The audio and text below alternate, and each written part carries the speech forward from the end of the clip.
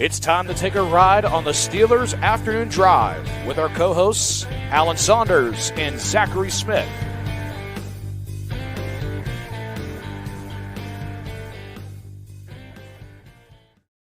Welcome back to another episode of Steelers Afternoon Drive. I'm Zachary Smith. That is Alan Saunders, and it almost doesn't even feel like we should be allowed to call this an afternoon drive. With how dark you can tell that it is. If you're watching YouTube, watching Alan drive right now. But Alan, how we doing? Doing good. A little frustrated. I'm later than usual. This podcast will be coming out later than usual because I had an article done about the playoff scenarios, and then I was trying something new in our new website, and I screwed it up, and I had to redo it. So it's even darker than it should be. Whatever. We'll get through it. We'll get through it together. We'll get through it together as we normally do.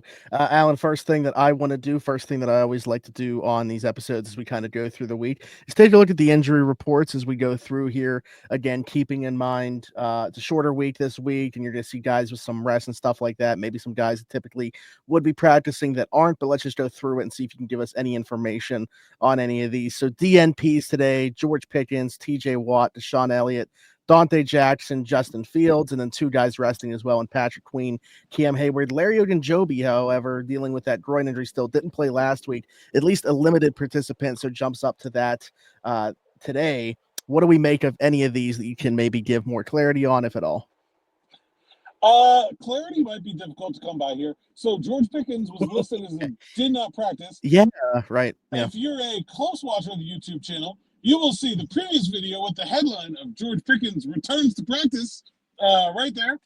He did something. He was doing some stuff, yeah. George Pickens doing a ball security drill, which involves, like, it's not even like he was just catching a ball, like, standing off the side. Like, he's running on a ladder, clearly using his injured hamstring. But the Steelers listed him as DNP. I don't really know, like, what the actual NFL standard for what you have to do to be considered limited as opposed to DNP. I'm not really sure what that is. I feel like there have been people that have been done less than what George Pickens did today that were listed as limited over the years. But I don't know. George, here's the important update. George is moving around on that injured hamstring and look good doing it. And there's still 2 more practices before the Steelers play the Ravens. So I would say, compared to, like, my expectations for George Pickens for this week, I would say a good bit ahead of them. Okay. Yeah, I would say, regardless of how we want to categorize that or whatever, the video is moving in a positive direction for George Pickens. And so regardless of what the designation is there, that really doesn't matter. Like you said, the news there is he's doing some stuff and looked pretty good doing it, certainly ahead of where I thought that he was at this stage. As far as everybody else down there goes, though, I mean, I know that you mentioned this too. You followed up on your own tweet by saying, like, TJ Watt typically in a normal week wouldn't even be doing anything or much on this day. Yeah, the Steelers have given TJ Wednesdays off a ton this year, or a bit let him be limited on Wednesdays. So today is Tuesday, but it is a Wednesday. We're going to have this a lot over the next 2 weeks as we go through untraditional schedules, but with a Saturday game, today is a Wednesday practice. So TJ has been off a lot of Wednesdays, was off today. So, like, I don't necessarily say, like, make a big deal about him not practicing today. That really doesn't impact my feeling about him at all. I still would say, like, cautiously optimistic about his ability to play this week. I would say Thursday will be a big day for him. If he does not practice again Thursday, it's starting to get pretty questionable as to whether or not he'll be able to play on Saturday. But if he's able to practice Thursday, I think you should feel pretty good about seeing TJ Watt in the lineup this week. We've talked about guys. I was going to say, we've talked about guys not practicing and then playing in a game. Do you think that's possible for TJ this week or no? If he does not practice on Friday, like, get all the way to the week, all DNPs, I can't see him playing in the game now. Okay. All right, but sorry, I didn't mean to cut you off. Go ahead. No, it's all good. I'll just run kind of down the rest of the Larry Ogunjobi limited today. I think he could probably play this week. Donte Jackson did not practice. I talked to him after practice. I asked him if he has like an ex-girlfriend with a voodoo doll or something Dude, about yeah, like. something's going on this year. And then I thought about it. I'm like, he is from Louisiana. He's from New Orleans. So like he might have an ex-girlfriend with a voodoo. I may have just gotten to the bottom of it. But see that whatever it is, that hasn't made him miss time. Like he's been injured basically every week. But he's like somehow... it's all like the old science fiction trope, right? The powers are limited. Like they can only hurt him during the game, and then he recovers. Like, I don't know. Has he had like 4 games now where he wasn't able to finish the game? I at least, yeah. It seems like. So he told us that it's a nerve damage to his back, a pinched nerve in his back. That is the problem. He had an MRI, no muscular damage or anything like that showed up, and said that it happens just like when he kind of gets twisted up a certain way. He was like shedding a block from A.J. Brown and kind of like, that sort of torque.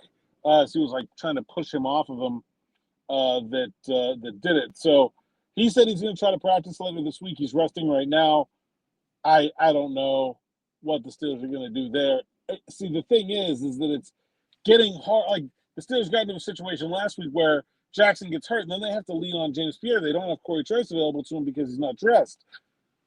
At what point do you just say, never mind, Donte, take a week? We want to, because if you can't trust him to finish the game, you put yourself in a bind helmet-wise. Okay, if you say, like, oh, we're going to try to play Donte Jackson, but we're not sure if he's going to finish the game. Now you got to dress Corey Trice. Oh, well, you're also dressing a less than 100% TJ Watt. Oh, you're also dressing a less than 100% Larry. Like, I don't know. You can't play them all. I don't know if maybe this would be the week to just let him rest and get it right. Yeah. No, I kind of feel the same way. Of all the challenges with the Baltimore Ravens, their depth of receiving targets is not really one of them. Like, this should be a week where you know what? This is like a completely, I understand that it wasn't with this team, but Baltimore keeping out Deontay Johnson, Pittsburgh keeping out, it almost makes the trade, that the Steelers made, the 1-for-1 Deontay Johnson, Donte Jackson. Neither one gets to participate this week. Neither one gets to play. There you go. But yeah, I just think it's like, if there's a week where you want to be without one of your corners, isn't it this week and not next week? Like, sure. So I think I think there's maybe some prudence at play there. And then DeShon Elliott, I get no update for you. I do not actually lay eyes on him. That's probably not a good thing. Justin Fields was in sweats. I talked to him briefly, said he's okay. That doesn't really mean anything to me, so I don't. Yeah. Okay, good stuff. Well, to your point about like looking ahead too, in terms of Donte Jackson, certainly by the time we get to see Cincinnati and that passing attack again in Week 18, you're going to want to have everybody you possibly can on the back end. Yeah. Was there anything that came specifically from practice today, or anybody that you talked to, before I dive into a couple topics and questions that we had? Yeah, I talked to Patrick Queen today at practice about a couple other things, but one of the things he talked about was, he was asked again about playing Baltimore, and he kind of said, like, first time's it, and then now it's just like kind of another game. I did ask him specifically if he expects to involve. I announced that Hard Knocks is covering the AFC North. I have been looking forward to hopefully getting to hear the crowd reaction to Patrick Queen from the NFL mics in that game, because I think the heckling could be at like some serious intensity for that one. And I asked PQ about it, and he was like, "Yeah, I'm looking forward to it. Like, I want nothing less. Like that. That's what makes this rally." He's like, "I would expect nothing less. If it was the other way, I would want the same. Like I'm ready for it." So I thought that was pretty cool. You mentioned Hard Knocks within there. I just wanted to bring this up real quick because I saw a conversation about it. Apparently, they've said like they're trying something different for episode 3. Like there's some stuff in there that wasn't. So is there any level? Because I would say after episode 1, we arrow pointing up for what this was going to be. Episode 2, a little bit of a disappointment in terms of at least what I thought we were going to see. And now episode 3, I don't know what to expect. Anything maybe that or is that just them trying to drum up interest? I don't know what the views were from episode 1 to episode 2. Maybe there's going to be nothing different. But what's your thought on that potentially? I don't know. I actually completely forgot that Hard Knocks was tonight because again, it's Wednesday in my world. So I'm just now realizing that when I get home at 6:30, I'm gonna have like an hour go eat dinner and then get back to work and go watch Hard Knocks. Yeah, I don't know. I don't know anything about it. I will tell you this: the Steelers practice was very short today. Scheduled 12:30 to 2:30, actually ended at about 1:55. And like us media folk that cover the team, some of us are working during the game or during practice. Like in the media room, writing or editing our video or whatever it is that we're doing, and others are out watching practice. So usually if they end early, someone who's out watching practice will do the rest of the group a solid and be like, so today Jeff Hathorn from 93.7 gave a call into the media room and said, hey, they're done already, get out here. So everybody sort of sprinted out there. Nobody thought of the Hard Knocks people though. So as we were leaving the locker room after it closed, the Hard Knocks cameramen were strolling in and we're like, sorry guys, you missed it all today. So you won't be seeing any Hard Knocks footage from today's post-practice locker room availability. Gotcha. Okay. Alan, I wanted to ask you, I'm just kind of going through comments here really in live time from the YouTube. And I see, based off what yours was today, your Morning Rush episode today, talking about the toss play and stuff like that. Curious to see if you maybe have a rebuttal to some of these comments, because, you talked about it being a perfectly fine play. And I think that we're in agreement there. And we've seen them have success with it. It's almost like it's the Steelers fans' new jet sweep, where they just want to blame it, even though it's a perfectly fine play. But a lot of people are saying, while they agree with it being a good play in general, the reason that they're not as keen on it is because of it being specifically like Najee Harris. They think it's more of a Jaylen Warren play than a Najee Harris play. Like, it's not the type of position that you want to put a bigger, slower back in, such as Najee Harris. Yeah, I think that's actually completely backwards. That is a perfect play for Najee Harris. Najee Harris doesn't have elite vision, and Najee Harris is not super twitchy. Like, zone plays are slow developing, right? Like, you kind of get in, like, behind your lineman, you got to look and see and hem and haw, and then you got to have burst. You got to shoot, Like, Jaylen Warren is a great zone runner, inside zone, outside zone, whatever. All the zone run, he's great at it because he gets in behind his offensive lineman, waits for the hole to develop, uses his vision, and uses his quick acceleration to get going. Najee Harris is actually a better gap runner than he is a zone runner. We talked about that during the end of last season, where I felt like when Faulkner and Sullivan took over last year, they were able to pick up on that Canada had not, that the trap runs that the Steelers put in. They ran, one of the plays they put in was crack toss. That's a man, like they were running more man-to-man blocking schemes than zone blocking schemes, and it was working better for Najee Harris. This toss play, even though it's blocked zone, for Najee's purposes, it's run like a man play. Like, he gets time to pick his hole, and then he just accelerates to it at full. So he's hitting the hole already at full speed. There is no like dancing. There is no hedging. Everything is happening when he's moving forward. And that means that even if he picks wrong, or even if somebody misses a block, somebody gets a hand on him, it's a 250-pound guy that's already at full speed. And so it becomes hard to defend. Like, it's perfect for Najee Harris. That's what, I mean, that's a great play for Najee Harris. The reason it didn't work against the Eagles is because the Eagles are really good. The Steelers didn't block it very well. And the Eagles also did some X's and O's things that I don't think the Steelers were expecting that confused them. Like, so, I mean, I just, and they ran it 6 times. Like, it's not like they spent half the game running some play that didn't work. I mean, and nothing they did worked. They ran for 3.5 yards a carry on all their carries. So, like, it's not like they were out there like, 5 straight inside zone handoffs for 9 yards in a row, and then they went back to the toss. Like, nothing else was working any better. Right. it is what it is. Yeah, so I agree with you. I want to preface by saying that. However, I understand part of what some of the people in the comments are saying, just because I think that their statement is basically just, why would you want to put yourselves, 4 or 5 yards behind the line of scrimmage on a pitch with a running back that is slower? Yeah, you're not. I mean, it's not like Najee's running backwards. He's starting from the same point every play. Like, it's not a slow developing play. I don't think that toss is at any greater risk of going for a loss than any other running play. Actually, probably less. No, I would agree. Yeah.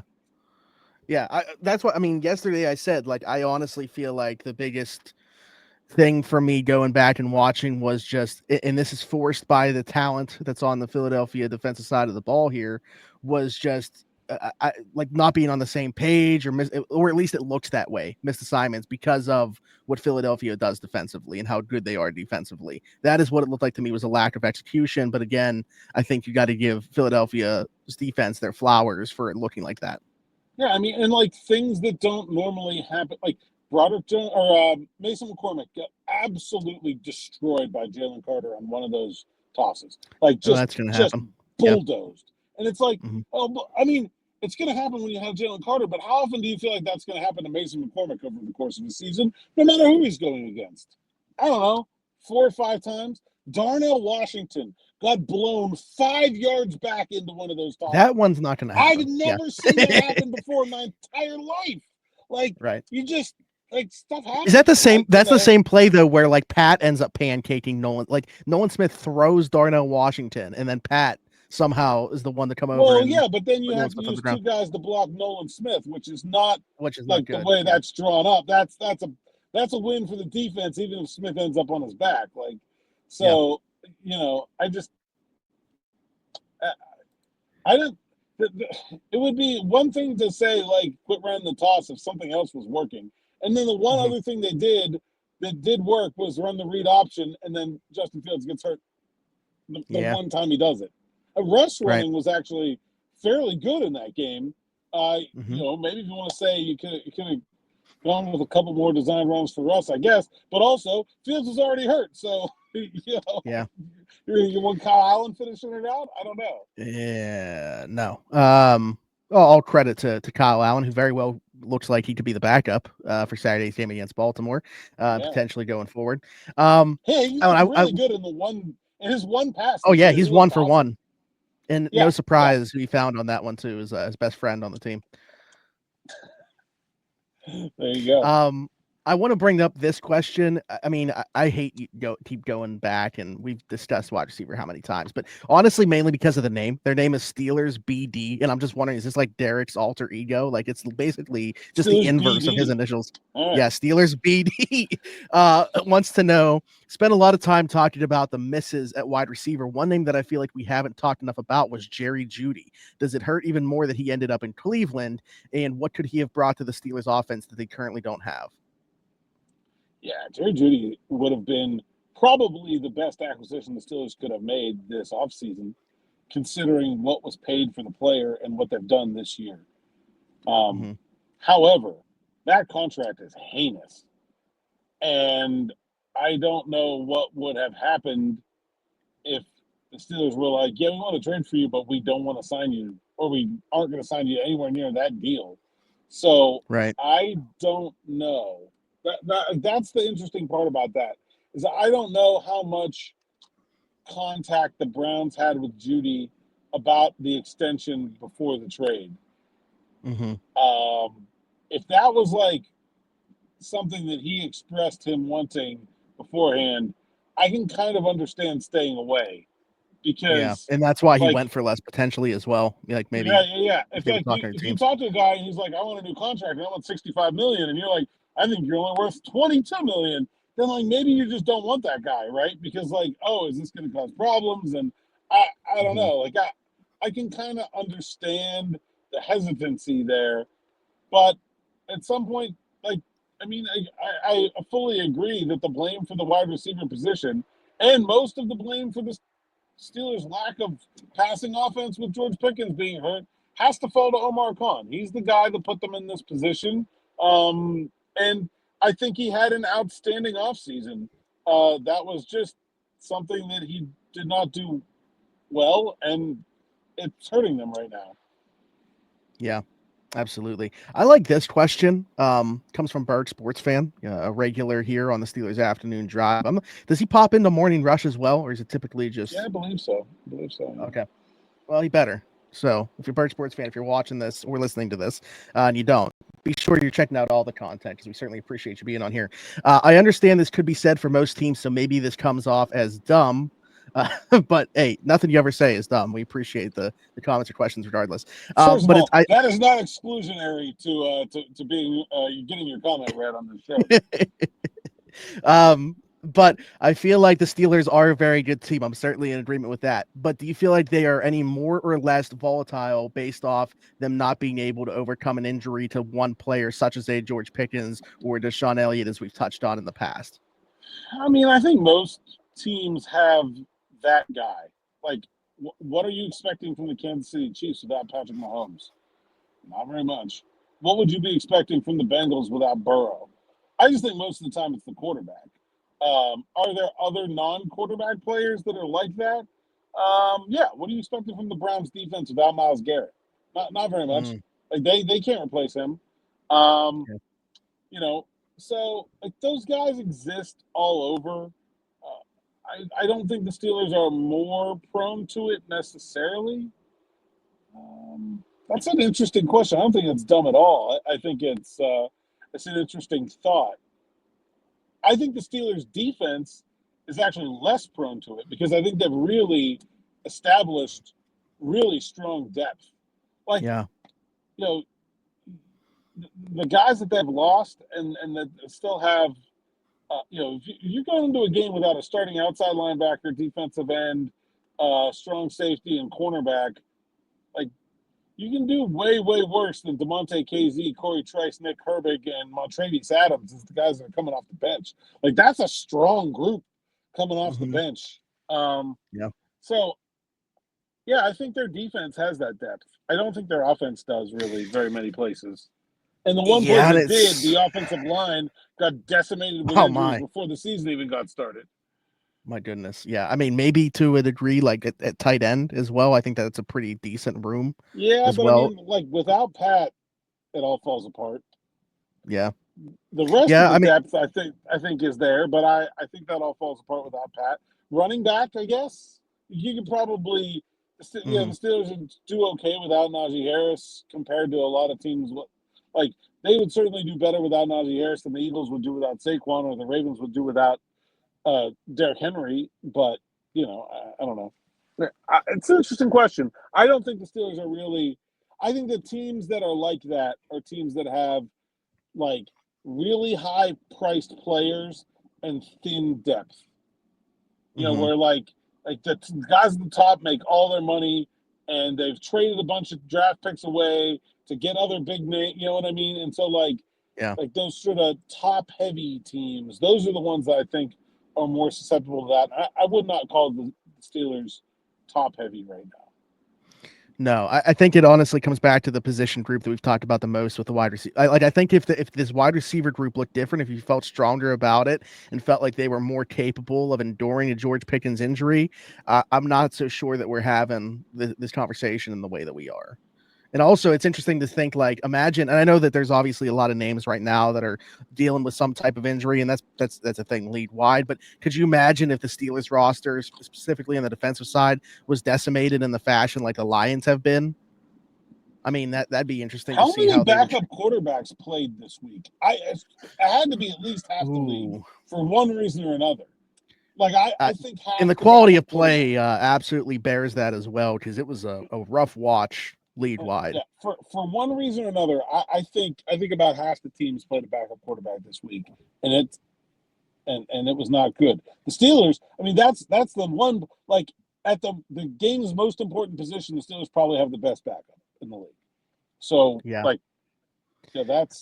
Do you mean just to start the game, or at some point the backup played? At some point, because a bunch of guys got hurt. Yeah, Kansas City, obviously. Like Mahomes Dallas got hurt.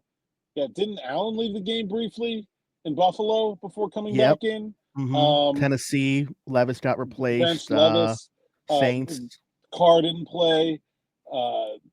Mac Jones obviously playing for Lawrence right now. Giants are on their fourth quarterback. Yeah, they lost DeVito in the game. Yeah, there was a whole bunch.